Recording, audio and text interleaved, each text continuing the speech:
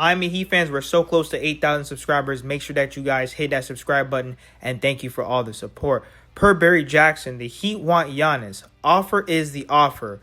Bucks waiting to see who else is interested, and then they will consider all offers from the Heat and others. I think the Miami Heat have the best trade package all around.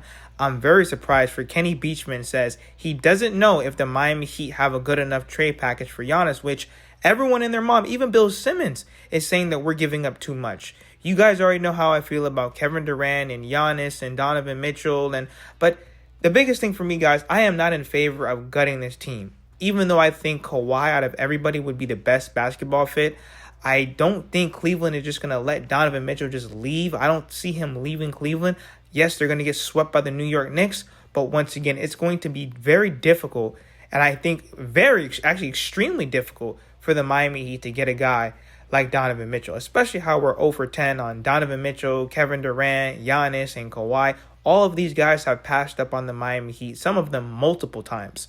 But like I said, I am in favor of staying young and building through the draft. It's okay. I don't need to be able to win a championship right now. The team is not built for that. And I don't think it's fair that the Miami Heat should give up all their first, their second, trade away the D-Wade statue, trade the arena, trade the cheerleaders, trade all of our young guys that we built up, trade everything we have, and all we're left with is Giannis and Bam, and they can't shoot. We will have no assets as a team to help build around Giannis and Bam, and this is not the 2010s where you can get a Rashad Lewis and a Ray Allen and a Birdman and a Shane Battier. Those days are over. It's very hard, so all they're going to do is build the team around a bunch of undrafted guys and hope and pray that they can get some decent vet men guys.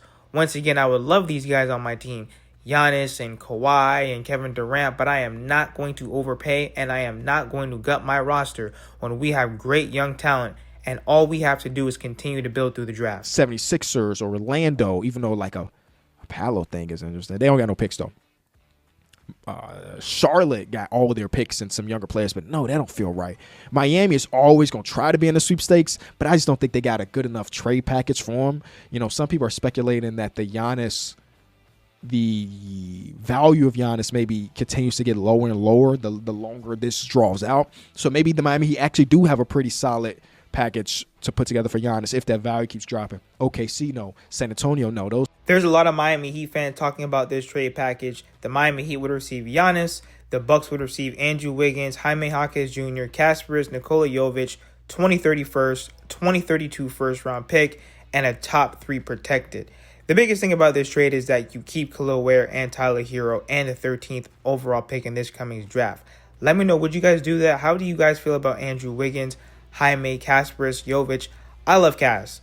I honestly wish that we can keep him. Hopefully we do. And like I said, hopefully that we don't gut the whole team for Giannis. But if we had to make a trade, I think if you can keep Khalil Ware, Tyler Hero, and your 13th overall pick and still get Giannis, I can't be greedy. And I honestly think that's a great deal for the Miami Heat and the Milwaukee Bucks. We have a Kyrie Irving mock trade, NBA trade idea that sends Kyrie to Miami if they strike out on Giannis. The Miami Heat would receive Kyrie Irving. The Mavericks receive Tyler Hero, Jaime Jaquez Jr., and a 2031 pick swap.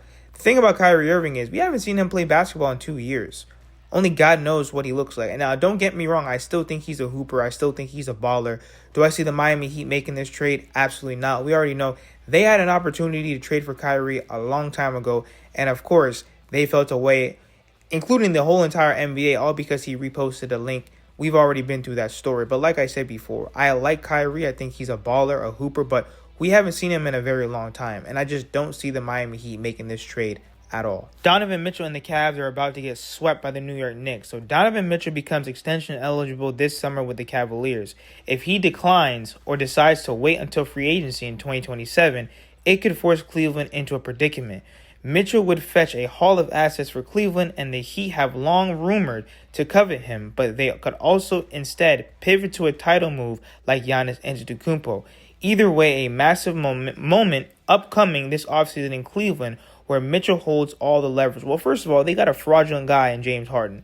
Then also, too, Donovan Mitchell, he's playing with two soft big men and Mobley and Jared Allen, and they can never get over the hump. I still don't see them winning anything in Cleveland. Like I said, I think Donovan Mitchell should have went to another team.